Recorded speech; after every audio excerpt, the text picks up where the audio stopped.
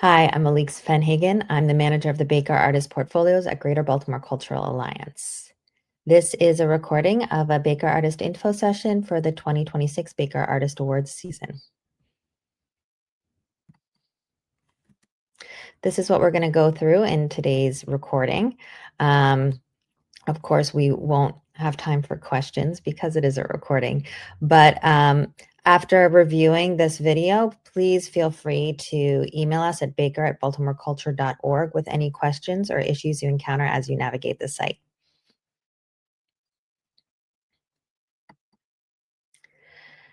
Greater Baltimore Cultural Alliance is the organization that runs the Baker Artist Portfolios. We are a nonprofit organization and an art service organization, and our mission is to create equity and opportunity in, through, and for the arts in Greater Baltimore. And we do this through a number of channels, including marketing and platforms like our calendar, as well as our Jobs Plus platform. We have professional development opportunities, education, some financial support, as well as programs that bring affinity groups together and look for ways to connect artists and cultural organizations. We're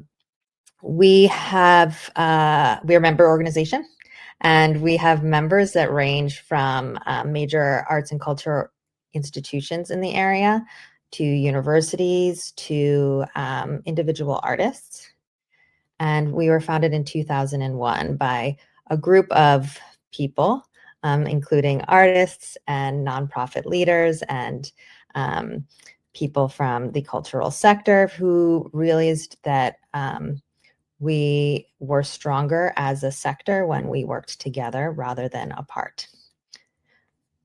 If you want to find out more information about Greater Baltimore Cultural Alliance, please visit this website at the bottom, baltimoreculture.org. The Baker Artist Portfolios program was founded in 2008, and it's always been a collaboration between the William G. Baker Jr. Memorial Fund and Greater Baltimore Cultural Alliance. The William G. Baker Jr. Memorial Fund is the only fund that gives exclusively to arts and culture organizations in the Greater Baltimore region. And this program was conceived of to provide a free online portfolio for artists, as well as financial support, and to showcase the wonderful talent in the region, as well as provide showcase and exhibition opportunities for artists in the area, and to promote Greater Baltimore, both nationally and internationally, as the strong creative community that it is. In 2016, we launched a new website, and we shifted what was really the Baker Artist Awards to the program, the Baker Artist Portfolios. So now the Baker Artist Portfolios program also includes the Baker Artist Awards, which I'll talk about in a minute. We have free online portfolios for artists. Many artists use this as their website. You're welcome to do that. We maintain it. You don't have to pay for it. And there's a good amount of flexibility in terms of how much you can put on there, as I'll show you later. The website is viewed by people from every country all over the world. We usually have between 60,000 and 100,000 viewers annually. It is used by curators in curating shows. We have professors at universities who use it with their students to familiarize them with arts and culture in Baltimore. We have art buyers who have reached out and found artists whose work they've purchased or collected over the years from the Baker Artist Portfolios, and programmers who's identified artists to place in festivals or performance venues, as well as artists who have found collaborators on the site. So it's a wonderful place to be. And also it is an always evolving platform.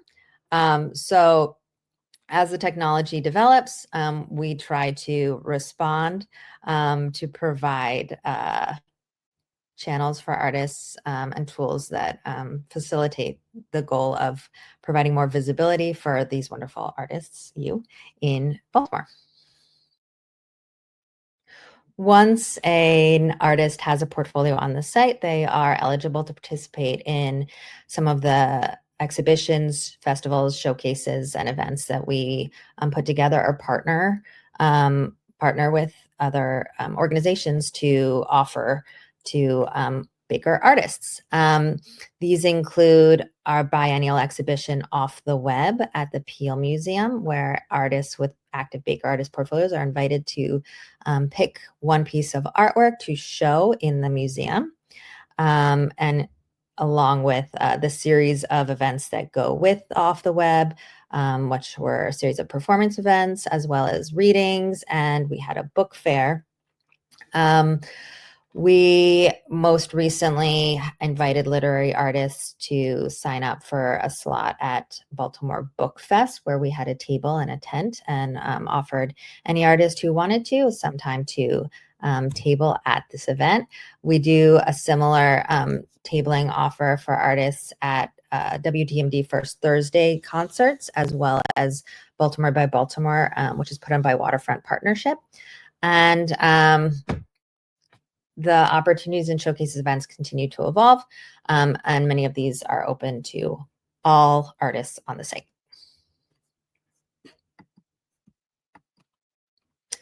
The Baker Artist Awards are a part of the Baker Artist Portfolios program. The Baker Artist Awards are adjudicated from the Baker Artist Portfolios. So once you have your Baker Artist Portfolio set up on the site, you do not have to submit to be eligible for a Baker Artist Award. Your portfolio serves as your submission and will be adjudicated for the Baker Artist Awards. These are awards of excellence. They are not grants. So what this means is, should you be awarded a Baker Artist Award, you do not have to create a piece of work with that money. You do not have to tell us what you've done with that money. The prizes are for work already created. There are no strings attached, and you can use the financial prizes for whatever you'd like, from repairing your roof to reinvesting in your work if that's something that you want to do, to just putting it in the bank or paying off your credit cards. It's none of our business. The size of the awards and the breakdowns of the awards has changed over the years and ranged from $1,000 to $50,000. Our current structure, and the structure that we're going to stay with for the foreseeable future, is each year one artist in each discipline is awarded a Mary Sawyer's Baker Prize of $10,000. And then of those 6 artists, one of those 6 artists is also awarded a Mary Sawyer's and Bowden Prize at $30,000. And at $40,000, this is the largest art prize in the region. We award $90,000 annually. And in addition to the financial prizes, there are other showcase and exhibition opportunities for awardees, including an exhibition at the Baltimore Museum of Art that is biennial for visual and interdisciplinary artists. We also look for other showcase opportunities at major institutions for artists in the other disciplines.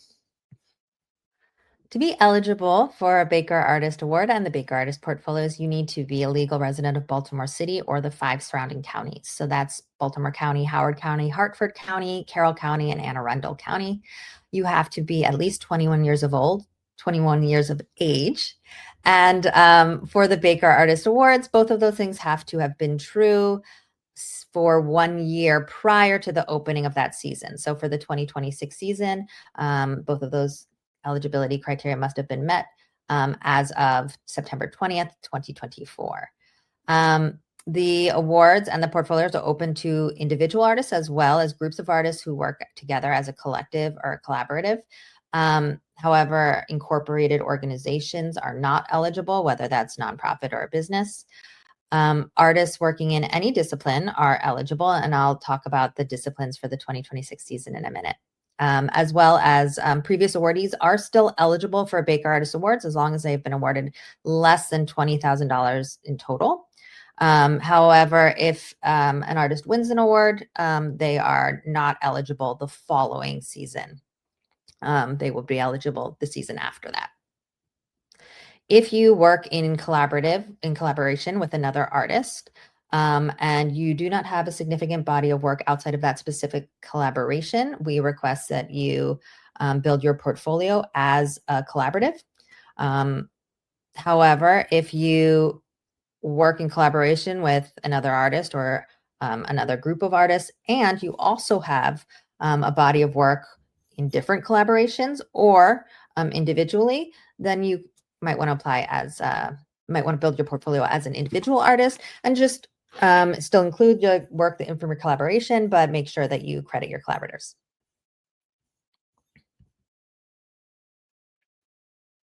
The disciplines for the 2026 Baker Artist Awards season have shifted from previous seasons. This is a response to data that we've gathered as well as feedback that has come in from some artists. And it's an attempt to more equitably distribute the artists across disciplines. So for the 2026 season, the disciplines are visual arts 2D, visual arts 3D, film and photography, performing arts, literary arts, and interdisciplinary art. Film and photography, which was previously known as film and video, still includes video. It also includes animation, but photography, which was previously in visual arts, is now in this category. Performing arts now includes music. So performing arts would include music, theater, stand-up, some spoken word poets who prefer to be in performing arts as opposed to literary arts. Both of those are possible, as well as performance art. Interdisciplinary art, we ask that you think about it as art that incorporates numerous disciplines in one piece rather than if you happen to do a bunch of different art forms, that's fine. You can still include those all in your portfolio. However, you would still need to pick a primary discipline. So for interdisciplinary art, if you write poems and dance, and you also paint pictures, we'd request that you pick one of those things. Pick, one of those, pick 2D or performing arts or literary arts as your primary discipline. However, if you dance while you recite poetry that you paint on the floor with your feet as you dance, that would be interdisciplinary. That's a pretty extreme example, but hopefully it gives you a good idea. If you have a question of where you fit, feel free to email baker@baltimoreculture.org. You can include, again, any discipline. Many artists work in different disciplines in your portfolio. However, you do need to select a primary discipline for your portfolio. The deadline for the 2026 Baker Artist Award season is January 30th at 5 p.m. So at this time, a duplicate copy of your portfolio will be made, and that is what the adjudicators will review. You are welcome to update your portfolio on January 30th at 7 p.m.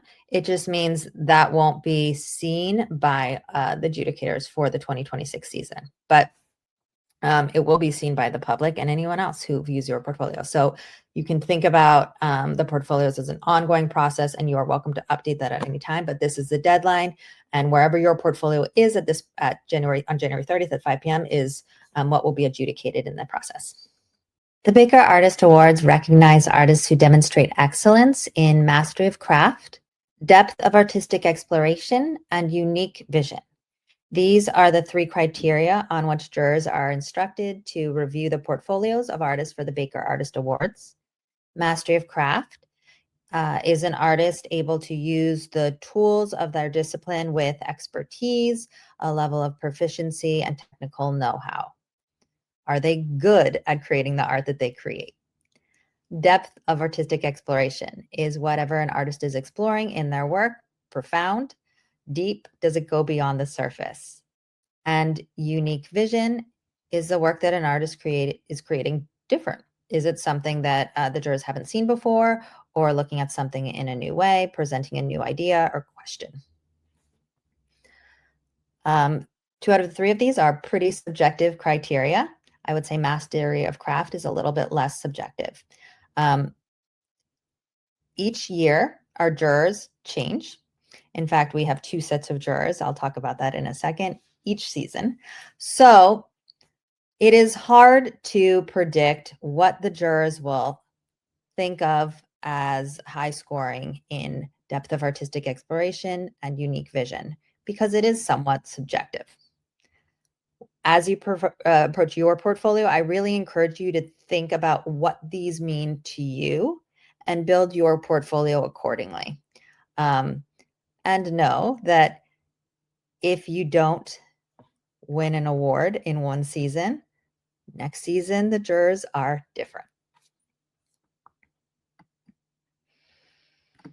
For the Baker Artist Awards, we enlist a 2-round juror process.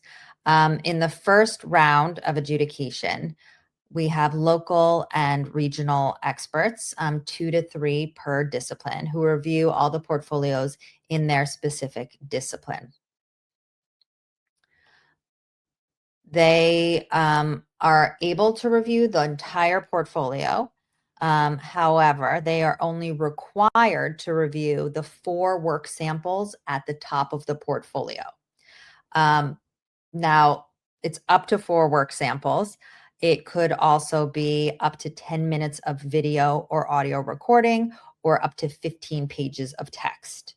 So they are only required to view that top portion of the portfolio. However, they are welcome to review it all. Each of those jurors submits scoring and ranking based on the criteria we just discussed of their top artists. And from there, we crunch the numbers. And that is how we arrive at the 36 finalists, 6 per discipline. Round 1 jurors are anonymous both to each other, so they never meet, as well as to the public, so they are not announced. And the other thing that you may want to think about in selecting your discipline, some people have questions, is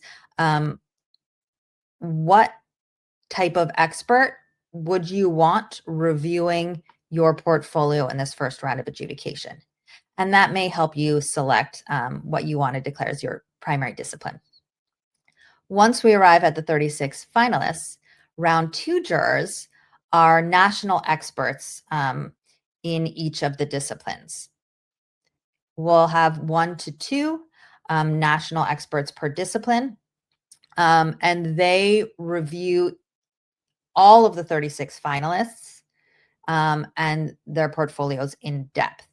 So this means that the expert in film and photography will also review the 6 literary arts finalists. They'll review the visual arts 2D, the visual arts 3D finalists. So each round 2 juror reviews all of the 36 finalists.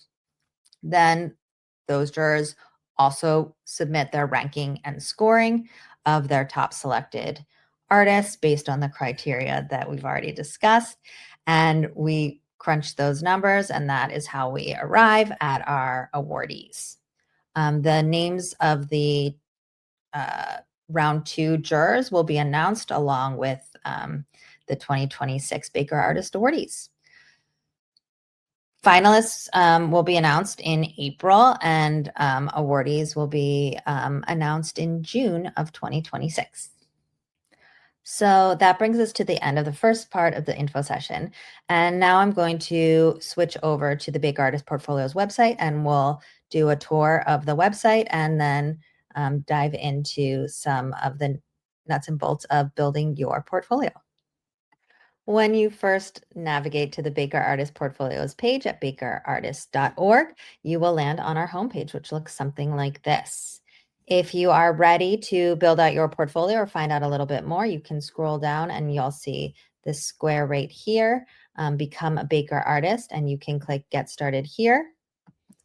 And it will take you to this page, which is filled with resources, telling you a little bit about the program, the portfolios, some of the things that we've already gone over in this recording. but there are also a number of help resources that will help you as you navigate building your portfolio. I encourage you to walk through all of these, and then at the bottom, if you're ready to get started, you can click Start Here. There are a few different ways to navigate through this page. There's a menu right here, which will take you to a bunch of different places on the site. You can browse artists through here. I'm going to show you another way as well. You can get to the help page through here. Here are a bunch of commonly asked questions, some information, tips on building a strong portfolio. So if you come upon a question as you're navigating the site, this is always a great place to start before you reach out. There's a lot of resources here and answers here. And if they're not here, of course, please don't hesitate to reach out to us. And that same menu is also at the bottom of the page right here. So whichever feels more easy to navigate is the one that you should definitely use. The home page is broken up into a grid, as are all the pages in Browsing Artists. By default, this grid sorts by most recently updated portfolio. The exception is this square right here, which is always a double square, and on the home page, it will be a past awardee. Otherwise, to make sure that you are on this homepage more frequently, I encourage you to log in and update your portfolio a little more frequently. You'll find that as we near the January 30th deadline, it turns over much more quickly. However, if you log in at some point mid-February and update your portfolio, chances are that you will stay on the homepage for a little bit longer. You can browse artists through here. You can type artists in. So past awardee is Judah Dashi. And y'all see he comes up right there when I type his name in. You can sort by all disciplines right here. And you can also just click browse.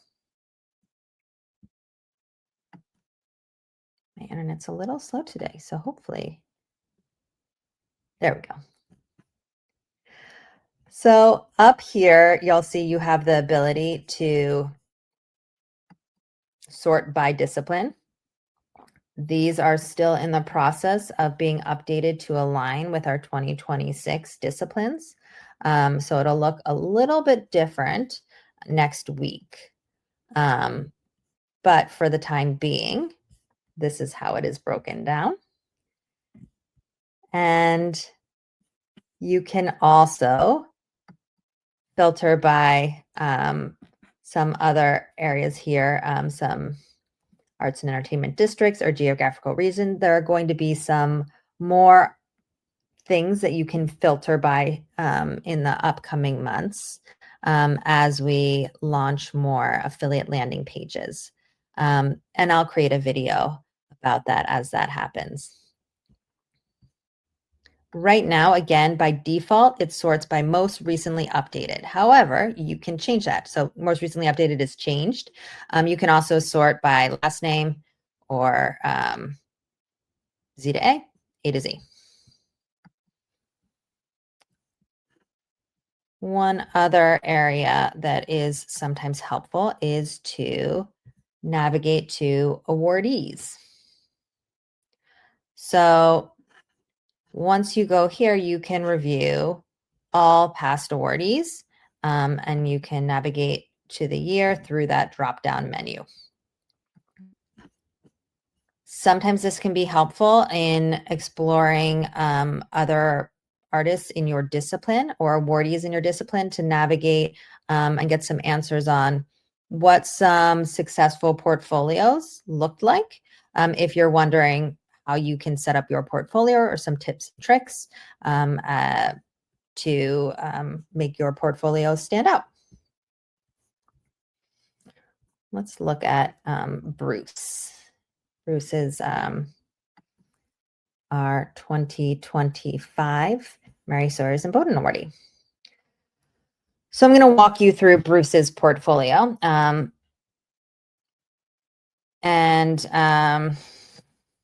here is the title of the portfolio, discipline. These are the work samples that I was talking about. So in the first round of adjudication, these are what the adjudicators are definitely going to review. They are required to review these. They may review more, but this is what they're required to review. You can have up to 4 work samples up here.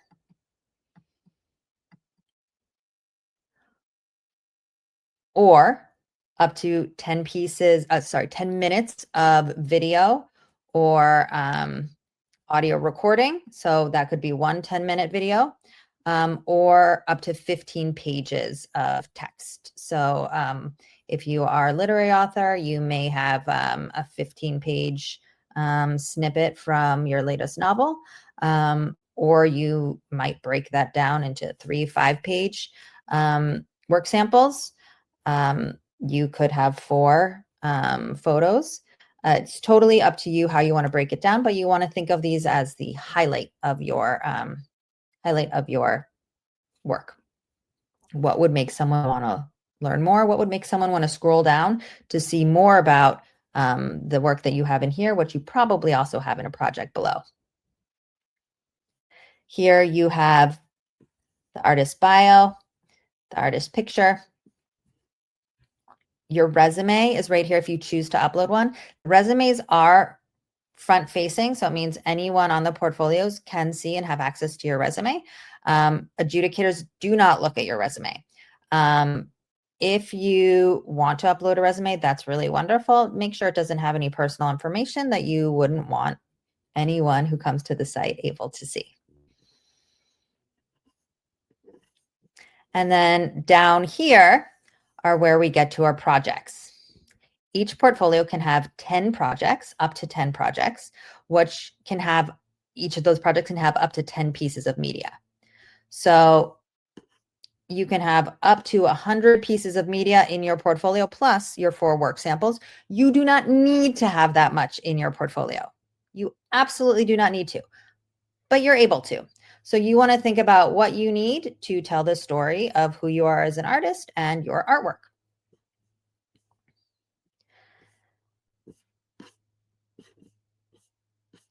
You can organize your projects in any way you choose. Projects are sort of like the meat and potatoes of your portfolio. So sometimes people do it by exhibition, sometimes people do it by discipline, sometimes people do it by chronology. It really is completely up to you how you want to organize these buckets in what you're going to group your work. Down here, we have the artist curated collection, and I'll look at that in a second. And then over here, you can have your social media as well as your own website if you would like to. Again, the adjudicators will not go to your website. The adjudicators are instructed to review solely based on what is in the portfolio. But many people in the public will. In order for your portfolio to be considered active, which means that it will show up on the website when someone searches you, it means it will be adjudicated. It means you are now eligible for any of those showcase and exhibition opportunities that are open to Baker artists on the site. You need to have a minimum of 1 work sample, which is up here, and 1 project down here that includes 1 piece of media. Once you have those things, your portfolio is active and you are now a Baker artist on the site. Now I'm going to take you around the back end of the website and show you some of the how-to in building out your own portfolio and setting up your account. So once you have set up your account in terms of your login for the first time and you log into the site with your name and your password, it will look something like this. Much of this will already have been set up, but I'm going to walk you through the edit account info and artist profile first. Some of this you will encounter when you first set up your account. So this is where the information, edit account has to do with your account, password, things like that. Whereas artist profile has to do with more of who you are. So this is where you'll come to change your password if you're already logged in. Your profile picture is right here. This is a photo that goes above your bio on the right-hand side of your portfolio when someone's looking. First name, last name, date of birth. Here's where you can put your social media links. And again, those will show up on the bottom left-hand corner of your portfolio. And you can show your email address publicly or not. That's also right where the social media links will be. If you change anything in here, you want to make sure that you click Save. And then you'll know that you've saved it because it will navigate back to this view of the portfolio page. We're going to go to your artist profile now. And your artist profile, again, has to do a little bit more with you. City, state, zip code, phone number. Here's where you can select those locations and affiliations. It allows you to be seen when people view the site and filter or sort by any of these things. We have more affiliations coming up. We are working to set up pages for organizations. So if you are associated with them, then filtering by that organization will also pull up your own portfolio. Here is where you select your discipline. So this is your primary discipline, and you have to select a primary discipline for the season.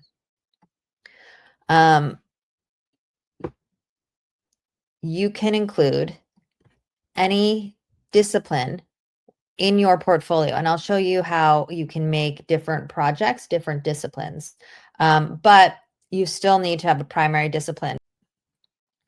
This is where you'll put your site-wide representation.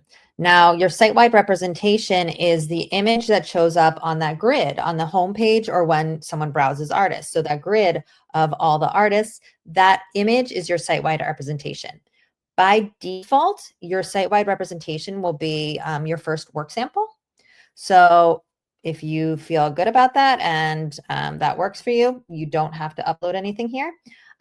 If you would like to designate your own site-wide representation, you'll upload an image right here. If you are a literary artist, I would recommend that you upload something here. PDF files don't necessarily display the way that you think they will. And so you probably want an image that represents you or your portfolio to be the one that's on that page in that grid of wonderful artists. Bio is right here. It is required. You can put as much or as little as you want in this field. That is true for almost all of the text fields on the site. Any description of project or piece of media, there's no length limit.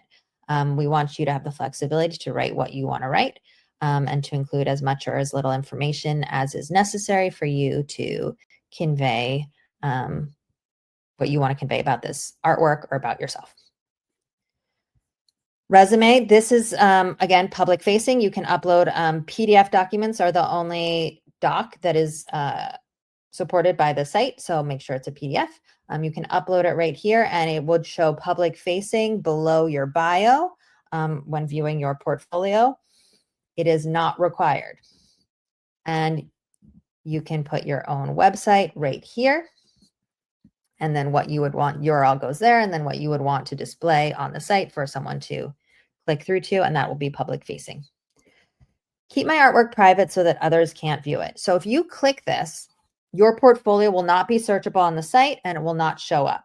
It can, however, be viewed by GBCA staff to support your work, and it will still be adjudicated unless you reach out to us and tell us that you don't want it adjudicated.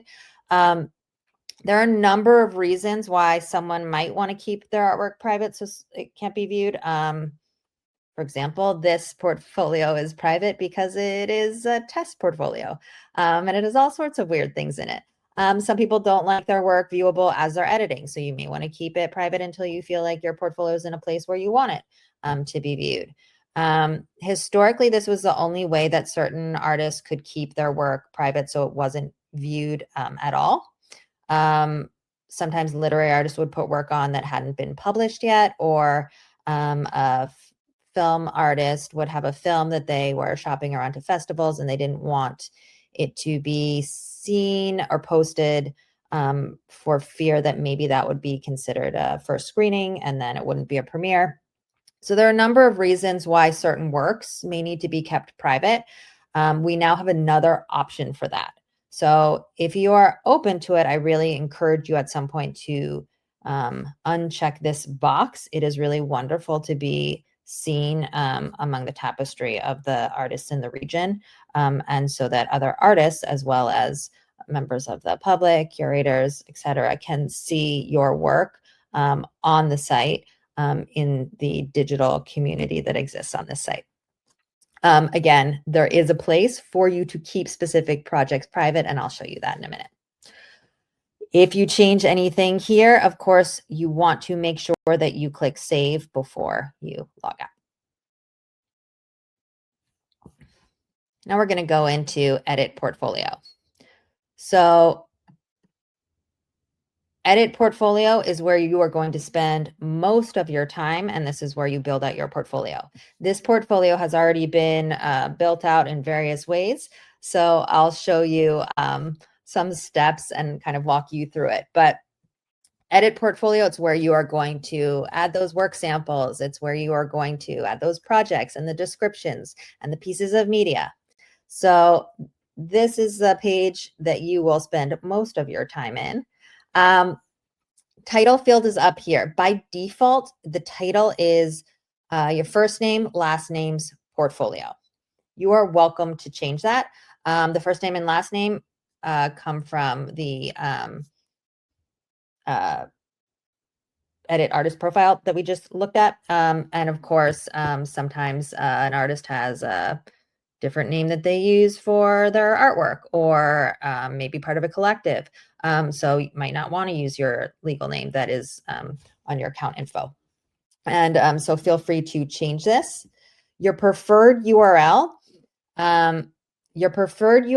will follow the address bakerartist.org/portfolios/ your preferred URL. So for example, if I have test user in here, which I do now, my URL would show up as bakerartist.org/portfolios/ test user. It's a way to personalize and customize your URL a little bit, especially if you want to use this as your own website, so that it can be more specific to you and a little easier to hand out to people who may want to explore your work. Next is the work samples section. So I have 3 pieces already in here. And again, those work samples are the pieces of media at the top of the portfolio. If you have never added a work sample and you're approaching it new, it may look something like this. What we've found currently is that you may not see any of this, and you may just see this bar up here that says work sample. If that's the case, you just click work samples and then this field will open up for you. We are going to upload a work sample. So you're going to click select media. And then up here, you can see all the different types of media that you are able to upload to your portfolio. We're going to start. I'm going to show you how to upload an image.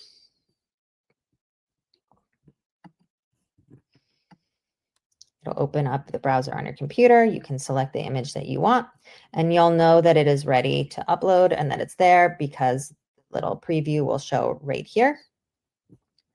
The name of the text is the title of the piece. The name of the, up here, the name field. Balloon in sky. I will say this is not my piece of artwork. This is just a sample that I'm using. Alternative text is text for that is used by a screen reader. So it is used by a screen reader for the visually impaired when they are browsing the site. It also displays should the image not load. It is required. So you want just a brief description of the image. I'm going to say gray image of hot air balloon in streaked sky at sunset. Please excuse my spelling. And the description. At minimum, we encourage you to use what would be sort of label information in your description field, but you can also put as much or as little information in here as you want. This is front facing. The alternative text you will not see unless the image does not load. Description will be seen, and it comes underneath the image. You can put as much or as little information as you want. You can talk about where you were in your life when you created this piece, or what inspired this piece, or like your collaborators who worked with you on this piece. Again, at minimum, I would put label information. It is helpful for jurors or just the public also to see how big is this piece. That can't always be interpreted from the website. How big is this piece? What's the media? You may want to include year and date. Sometimes year and date helps give someone a little insight into your career over time, which is a window into depth of artistic exploration for some people. So I'm going to say graphite on paper 2025. None of this is true, by the way. So this is just so you can see what it looks like. 5x3, 20, 23. And I'll leave it there. Available for purchase. This is an option for all pieces on the site, and it allows you to put purchase information. So this doesn't have to be, for visual art, it might be a piece of art that someone can purchase. But if you are a performing artist, it might be a link to a performance that you have coming up, and the place that someone can buy tickets. It might be a link to your YouTube channel. It really can be up to you to use however you would like. For the purpose of this one, I am going to say available, price on inquiry. You can put the price here if you want. Email me at Baker at BaltimoreCulture.org.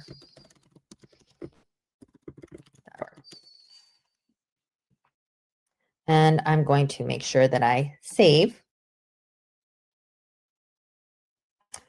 And now you see right there is the work sample.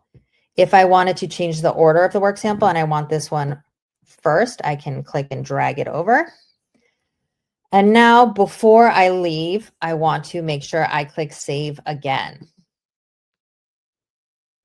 And now you can see there's my first work sample.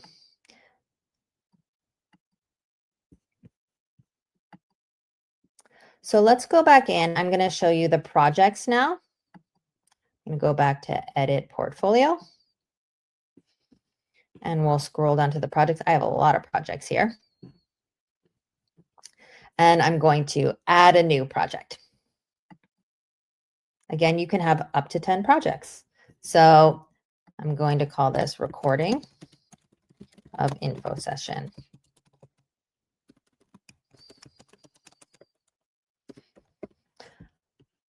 You can see this private here. Now, this is how you can keep a project private. So if I had works that I really was fine with people seeing and I wanted people to see, but I had a couple of things that I didn't want public on the site, I can click private, and just this project will be kept private so that it won't be viewable to the public. It won't be searchable. It won't come up. It will still be adjudicated, and the GBCA staff will still be able to see it and help you on it, and you can still see it. But it's not visible for whatever reason that you may want that to be the case. I am not going to click this, but project description. So again, the projects are like the buckets in which you house your works. I'm going to just say this is an info session recording. You can put, again, as much or as little information as you want here. Discipline, you can select a specific discipline for each project. So again, you have a primary discipline, and you may want to include a project in your discipline, in your portfolio that is not that same discipline. So I think my portfolio is set under performing arts, but I'm going to do this one, film and photography. And tags, you can type anything in here that you may want someone to search your work by. So I'm going to put short films, narrative short film. There we go. And you can add as many as you'd like. If someone now types narrative short film into that browse bar in the front, your work will come up. And now I'm going to add some art media. So you see, you don't see that button to add media because I don't have any in there. But if I click here, it all opens up, and that probably looks a little more familiar. So I'm going to select media. Adding a document is just picking a PDF. It's very similar to adding an image. It's just you don't have that alternative text field that's needed. But adding a remote video is a little bit different. It's the only type of media that we do not house on the site itself. So it's very easy, but you'll need to host your video either on something like YouTube or on Vimeo. I'm going to name this Artworks Special, and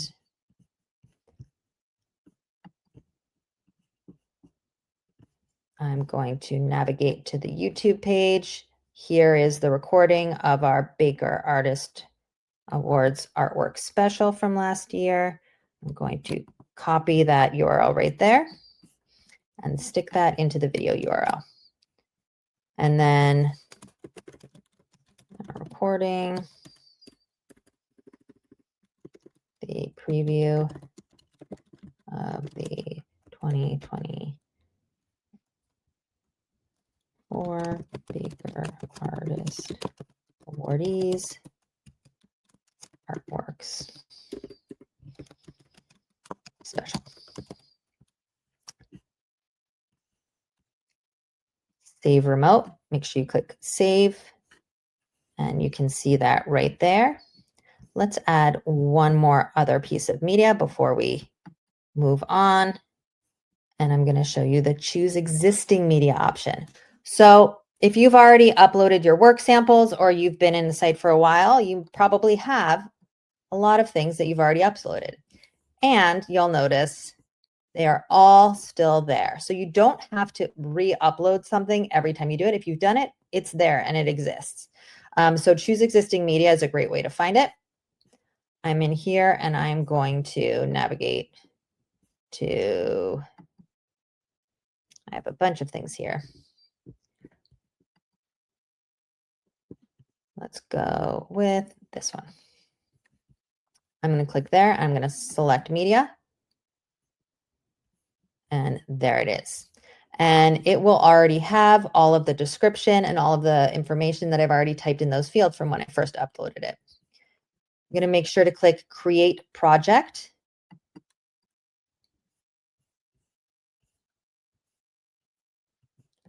And you can see here's my info session right there. It has been doing that little jump as of late, so don't let that throw you off. You still want to make sure to click Save. And now you'll know that you've saved it because you're now looking at the front-facing view of your portfolio. I'm going to scroll down and make sure it's there. And here is my project. Here's my video. And here's my second piece of media. And I want to show you also how to remove something from your portfolio now that I've shown you how to add something to your portfolio. To remove a project, you are going to find the project that you want to remove. I'll remove the one that we just built actually, and click remove. Now, we want to make it that you don't accidentally remove something. So we make it a little bit difficult because once it's removed, it's removed. And we ask you, are you sure you want to remove this? So I am, and I'm going to click remove. And then I need to click save in order to confirm that that is gone. And you'll see now as I scroll all the way down that the project that we just built doesn't exist anymore. To remove a piece of media from within your portfolio, you can navigate into the project, locate the piece of media that you want to remove, click remove, and then you want to make sure you click update project. So I can continue working in here until I'm ready to make sure everything's saved. Or I can go ahead and click the green save button. I want to do both the update project and the green save button to make sure that things are saved. And you'll see now that Cameo drawing is no longer in my first project. And that's the Baker Artist info session recording for today. If you need any help, please don't hesitate to reach out. Baker@baltimoreculture.org is the quickest and easiest way to reach us. And keep an eye out on your emails coming from the Baker emails that come into your inbox. We include information on upcoming info sessions, as well as help working sessions and deadlines, tips and tricks, and all those sorts of things.